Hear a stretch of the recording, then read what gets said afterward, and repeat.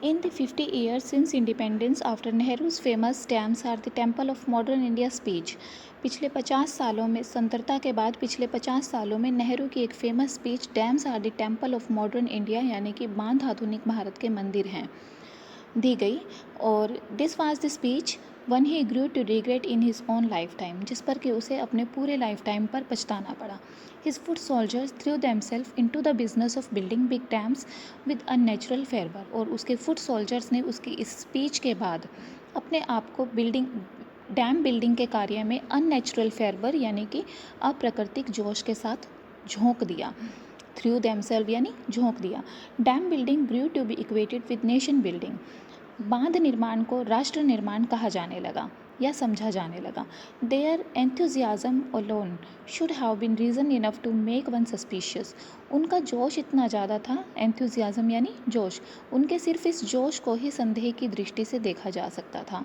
Not only did they build new dams and new irrigation system.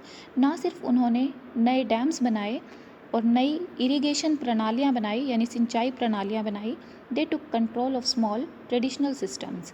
बल्कि उन्होंने village communities के द्वारा follow की जाने वाली हज़ारों वर्षों से जो वो फॉलो कर रहे थे उन ट्रेडिशनल सिस्टम्स को, उन ट्रेडिशनल और छोटी प्रणालियों को भी क्या कर दिया, कंट्रोल में ले लिया अपने. दे टुक कंट्रोल, ठीक है, अपने कंट्रोल में ले लिया. And allowed them to atrophy, और उन्हें समाप्ति तक पहुंचा दिया. ठीक है.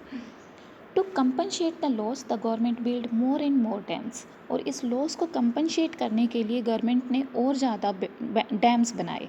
Big ones, little ones, tall ones and short ones. ये डैम हर तरह के थे, बड़े छोटे, लंबे और छोटे. The result of its exertion is that, exertion यानी प्रयास, ठीक है. तो result of its exertion is that India now boast of being, boast यानी शेखी पकारना, world's third largest dam builder. इन प्रयासों का परिणाम ये हुआ कि इंडिया आज शेखी बखार सकता है कि वो वर्ल्ड का तीसरा सबसे बड़ा डैम बिल्डर राष्ट्र है.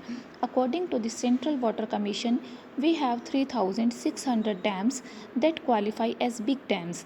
सेंट्रल वाटर कमीशन के अनुसार हमारे देश में आज 3600 डैम्स हैं जिन्हें बिग डैम्स कहा जा सकता है. 3300 of dam built after independence, और इनमें से 3300 डैम्स ऐसे डैम हैं जो इंडिपेंडेंस के बाद ही कंस्ट्रक्ट किए गए.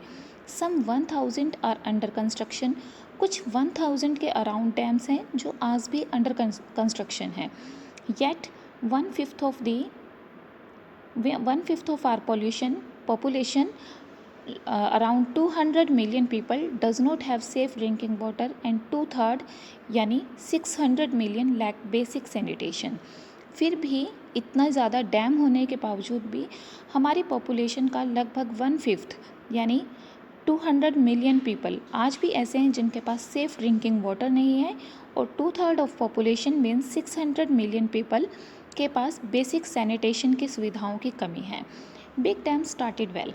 बड़े डैम्स बिल्डिंग का काम बहुत ही अच्छे से स्टार्ट हुआ, लेकिन हैव एंडेड बैडली. इनकी जो कंस्ट्रक्शन थी वो बैडली एंड हुई. There was a time when everybody loved them, everybody had them. The communist, capitalist, Christians, Muslims, Hindus and Buddhist. एक समय था जब हर कोई इन्हें लाइक करता था, जैसे कि कम्युनिस्ट यानी साम्यवादी भी, पूंजीवादी भी, क्रिश्चियंस, मुस्लिम, हिंदू और बुद्धिस्ट सभी इसे लाइक करते थे. There was a time when big dams moved man to poetry. एक टाइम ऐसा था जब बड़े बांधों ने मनुष्य को पोइट्री लिखने के लिए भी प्रेरित किया. नॉट एनी लॉन्गर, लेकिन आज ऐसा नहीं है. All over the world there is a movement growing against big dams. पूरे संसार में देयर इज़ अ मूवमेंट, एक आंदोलन चल रहा है जो कि बड़े डैम्स की बिल्डिंग के खिलाफ है. In the first world they are being decommissioned, blown up. First world किन्हें कहा गया है? फर्स्ट वर्ल्ड यानी कि डेवलप्ड कंट्रीज़. डेवलप्ड कंट्रीज़ में इन्हें तोड़ा जा रहा है, ख़त्म किया जा रहा है. The fact that they do more harm than good is no longer just conjecture. Conjecture यानी कि अनुमान या फिर अंदाज़ा. फैक्ट ये है कि ये जो बड़े डैम्स हैं ये फ़ायदे के बजाय नुकसान ज़्यादा करते हैं। आज ये कोई सिर्फ अनुमान नहीं है। Big dams are obsolete. बड़े डैम आज प्रचलन से बाहर हैं। ऑब्सोलेट यानी ओल्ड फैशन, प्रचलन से बाहर। They are uncool. ये अब अच्छे प्रतीत नहीं होते। They are undemocratic. ये अप्रजातांत्रिक हैं। They are a government's way of accumulating यानी इकट्ठा करना। अथॉरिटी, ये गवर्नमेंट का एक तरीका है जिससे कि गवर्नमेंट अथॉरिटी यानी कि अधिकार को, सत्ता को, पावर को एकत्रित कर सकती है। Deciding who will get how much water and who will grow what where. इससे गवर्नमेंट ये डिसाइड कर पाती है कि कौन कितना पानी ले सकता है और कौन से एरिया में क्या चीज़ उगाई जा सकती है। They are a brazen means of taking water. ये पानी लेने का एक ब्रेजन साधन है। ब्रेजन यानी कि shameless. Of taking water, land and irrigation away from the poor and gifting it to the rich. ये एक ऐसा शेमलेस साधन है जिसके द्वारा पुअर पीपल से पानी, धरती यानी ज़मीन और इरिगेशन सिस्टम को लेकर रिच पीपल तक पहुंचाया जा रहा है। Their reservoir displace huge population of people, leaving them homeless and destitute. इन बांधों को बनाने पर जो रिजर्वियर्स बनाए जाते हैं यानी जो टैंक्स बनाए जाते हैं जिनमें ये पानी कलेक्ट किया जाता है, उन टैंक्स ने क्या किया? Displace huge population of people, living them homeless. बहुत सारे लोगों की जो जनसंख्या थी उनको डिस्प्लेस करना पड़ा इन रिजर्वियर्स की वजह से, उन्हें विस्थापित करना पड़ा। दैट मीन्स उन्हें उस जगह से हटाना पड़ा, जिसकी वजह से वो लोग होमलेस हो गए, बेघर हो गए एंड डेस्टिट्यूट, बेसहारा हो गए। Ecologically they are in dog house. और पारिस्थितिक रूप से देखा जाए तो ये डॉग हाउस में है। डॉग हाउस का मतलब है इन ट्रबल यानी कि विपदा में है। दे ले द अर्थ टू वेस्ट। अब कौन है विपदा में? बिग डैम्स आज के टाइम पर। दे ले द अर्थ टू वेस्ट। ये धरती को बंजर बनाते हैं। They cause floods, water logging, salinity, they spread disease. ये फ्लड्स का कारण बनते हैं, पानी के जमा होने का, पानी के एक जगह पर इकट्ठा होने का कारण बनते हैं, सैलिनिटी यानी लवणता का कारण बनते हैं और बीमारियां फैलाते हैं। There is mounting evidence that links big dam to earthquake. और ऐसे बहुत सारे एविडेंसेस हैं जिससे ये पता चलता है कि बड़े डैम्स अर्थक्वेक से भी कहीं ना कहीं लिंक होते हैं, जुड़े होते हैं। Big dams have not really lived up to their role as the monuments of modern civilization. बड़े बांधों को मॉडर्न सिविलाइजेशन के स्मारक के तौर पर नहीं देखा जा सकता, emblem of man's ascendancy over nature, और मनुष्य की प्रकृति के ऊपर विजय के प्रतीक के रूप में भी इसे नहीं देखा जा सकता।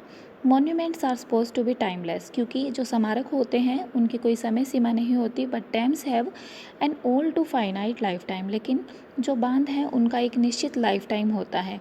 दे last only as long as it takes nature to fill them with silt.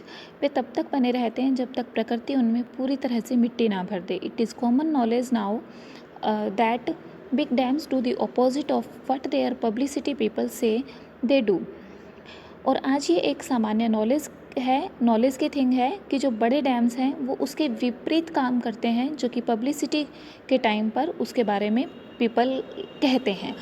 The local pain for national gain myth has been blown wide open. इस डैम बिल्डिंग के बारे में, स्पेशली बिग डैम्स के बारे में कहा जाता था कि local pain for national gain, कि ये एक स्थानीय पेन है जो राष्ट्रीय फ़ायदे के लिए उठाना है। लेकिन ये जो मिथ है, ये जो भ्रम है, आज पूरी तरह से उजागर हो चुका है। For all this reasons the dam building industry in the world is in trouble. इन सभी कारणों से जो डैम बिल्डिंग इंडस्ट्री है फर्स्ट वर्ल्ड में यानी विकसित देशों में, वो आज पूरी तरह से ट्रबल में है एंड आउट ऑफ वर्क है। So it is exported to the third world in the name of development aid. और यही कारण है कि इन्हें आज थर्ड वर्ल्ड के देशों में यानी कि विकासशील देशों में आज इन्हें डेवलपमेंट सहायक के तौर पर, या डेवलपमेंट यानी विकास के सहायक, विकास में सहायता के नाम पर इन्हें किया जा रहा है। Along with their other wastes like old weapon, superannuated aircraft carriers and banned pesticides.